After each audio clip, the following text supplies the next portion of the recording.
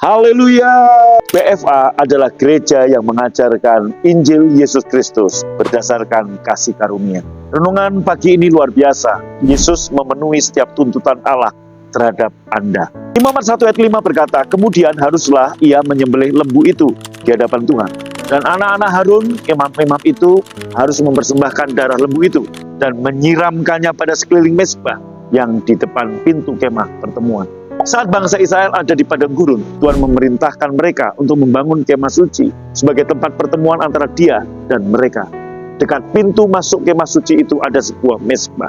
Ini bicara tentang tuntutan-tuntutan Tuhan terhadap kebenaran seseorang. Untuk alasan tersebut, suatu korban harus disembelih. Darahnya disiramkan ke sekeliling mezbah dan tubuhnya dibakar di atas mezbah sebelum orang dianggap layak untuk memasuki hadirat Tuhan. Darah lembu atau kambing jantan yang dipercikan itu sekeliling mezbah berarti bangsa Israel berada di bawah perlindungan darah hewan itu. Bahkan saat mereka berbuat dosa, dosa mereka ditutupi oleh darah itu sampai korban berikutnya. Darah berbicara tentang darah Yesus yang dicurahkan untuk kita di atas kayu salib. Tetapi darahnya jauh lebih berharga dibanding darah lembu. Bahwa Allah menjadi begitu puas sepenuhnya sekarang menikmati istirahat dalam apa yang Yesus sudah lakukan. Anda juga dapat beristirahat mengetahui bahwa Tuhan sepenuhnya puas dengan Anda karena pengorbanan Yesus yang sempurna.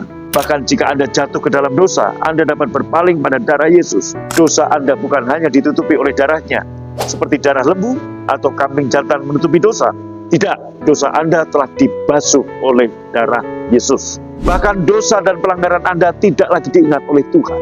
Yesus adalah korban sempurna Anda yang dipersembahkan di atas mezbah pengorbanan. Hanya dengan satu korban, yaitu dirinya sendiri. Sebab oleh satu korban saja, ia telah menyempurnakan untuk selama-lamanya mereka yang telah ia kuduskan. Yesus bukan saja telah menguduskan Anda atau menjadikan Anda kudus, ia telah menyempurnakan Anda selamanya. Hari ini, Anda dapat memasuki hadirat Bapa dengan berani, karena ia melihat Anda seperti ia melihat Yesus. Ia melihat Anda telah disempurnakan selamanya, karena Anda ada di dalam Kristus. Renungkan ini, Yesus bukan saja telah membenarkan, menguduskan, dan menebus Anda atau menjadikan Anda kudus, namun ia telah menyempurnakan kita selama-lamanya. Amin.